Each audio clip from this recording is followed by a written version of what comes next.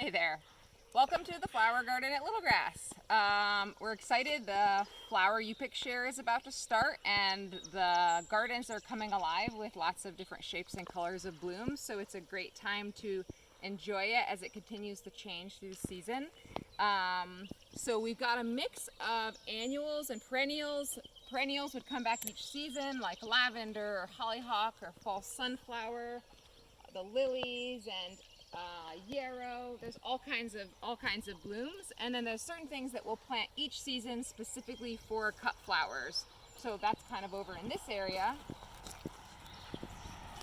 We've got the zinnias and calendula, scabiosa, the celosia, cosmos, and sunflowers, and these will continue to get bigger and bigger and branch.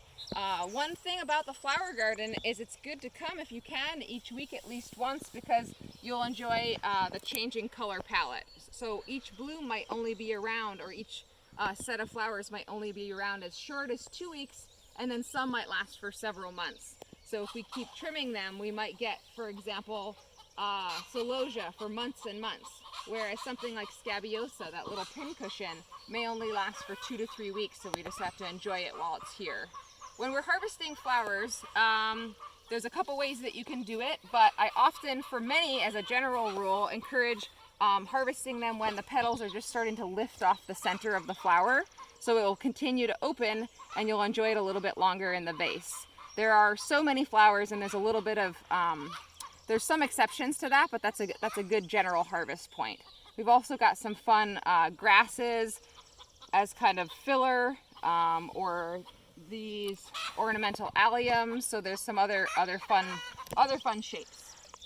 In terms of the flowers you can harvest, I generally, like if I'm going to harvest in the garden, I'll often make a tall bouquet and a short bouquet, so that I can harvest some things that have naturally long stems, or I can cut them pretty long.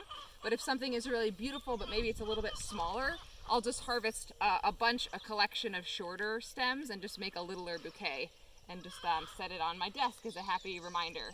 Once I've harvested them, I try to get them into water as quickly as I can, and I also strip the stems. So for example, for this daisy, if the stem is sturdy enough, I can just pull it right off, whereas something like this, oh my, something like this fall sunflower, it's a little bit floppier, so I can just clip what's going to be below the water, and then throw it in water.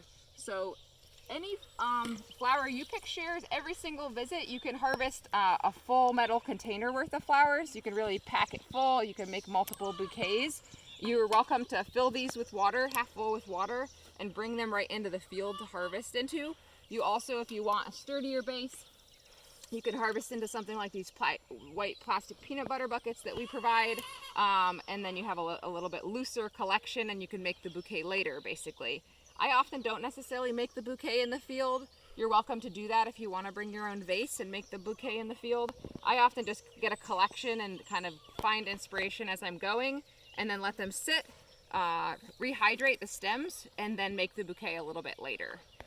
So in general, any blooming flower in the whole landscape of Little Grass you can harvest. So it might be even a sunflower in a farther field, or at the end of a bed, or the amaranth up in the squash area. The one exception is actually we're part of a civic or citizen science project this year put on by the Land Institute, and they're working on perennial grains and other plants for food production. And so there are a few sunflowers in this plot, and so this single bed is not available for harvest, but don't worry about that, because we've got lots of sunflowers other places, like by the chickens, and we're putting in another planting this weekend. So I want to show you a couple things over by the share room, and then just welcome you into the garden.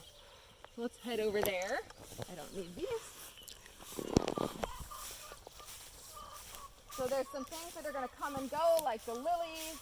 These marshmallow are really cool as a tall, so if you want like a mix of shapes in your bouquet, you can have kind of spiky flowers in addition to these rounded, or a focal flower might be a larger bloom. I'd like to get a mix of shapes when I'm making my bouquet.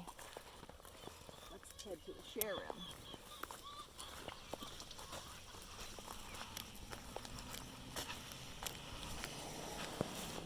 You're welcome to the farm any daylight hours, you just pull right in here at 309 Minor Street, pull off of the gravel and right onto the grass here. You can park all along this grass strip and just leave the circular driveway open for other folks that are coming and going throughout the day.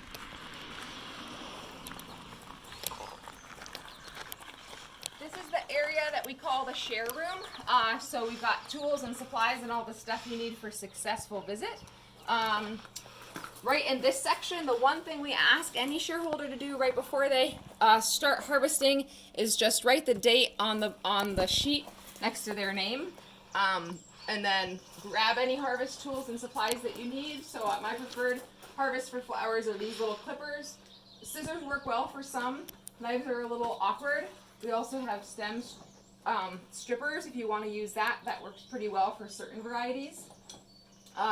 We've got some other fun tips to extend vase life right here if you want to read that about what to do once you get the flowers and you want to bring the bouquet home. The wash stand has 2 hoses, and so these will always be on in the daytime, and so if you want to get water from those, you can fill vases with that. There's also actually, while the vegetables are specific to the free choice shares, we do have meat for sale by 8 O'Clock Ranch, and also we raise our own organic eggs, so you're welcome to buy meat or eggs when you visit the farm. So the meat is in this freezer, and then the eggs are in the share fridge. And that's a very fun thing we made this year. If you want to get to know the perennial flowers of the farm a little bit better, you can even bring a copy of the poster out into the field for reference, and it'll share the common name, the botanical name, and the general bloom time. And there's some really fun blooms in there. And perennials are a nice thing to kind of keep an eye on because they are pretty ephemeral. So you might see them, and then a couple weeks later they're gone, but they have some really incredible shapes. A couple things to note before we wrap up. You don't have to wash any of your harvest tools or containers. You can just throw them in this bucket when you're done. And you're welcome to wander around any part of the garden, any grass strip. So even if you're a flower share but you want to take a loop around the vegetables, you're welcome to do that.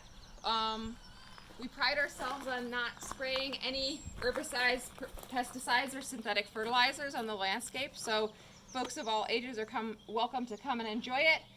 Sit under the pergola and just enjoy a break in the shade. And if you need an outhouse or hand washing station, they're right over here.